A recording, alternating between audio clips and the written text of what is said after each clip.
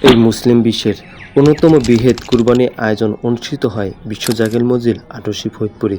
ঈদুল আজহার এই পবিত্র দিনেই অনেক আশেকান এবং জাকেরান একসাথে সমবেত হন মহান আল্লাহর সন্তুষ্টির উদ্দেশ্যে কুরবানি আদায় করতে। চারিদিকে ধ্বনি হয় আল্লাহু আকবার, আল্লাহু আকবার, আল্লাহু আকবার। এই কুরবানি শুধু একটি আনুষ্ঠানিকতার নয়, এটি হজরত ইব্রাহিম আলাইসাল্লামের ত্যাগের শিক্ষা, হজরত ইসমাইল আলাইসাল্লামের অনুগত্যের শিক্ষা।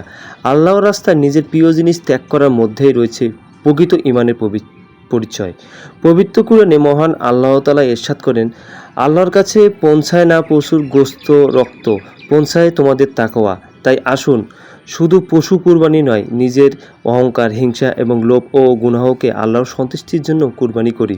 বেশি বেশি নামাজ আদায় করি, দরিদ্র মানুষের পাশে দাঁড়াই এবং ইসলামের পথে জীবন পরিচালনা করি। আল্লাহ তাআলা আমাদেরকে সবাইকে কুরবানি কবুল করুক এবং মুসলিম উম্মাহকে শান্তি এবং রহমত দান করুক। আমিন।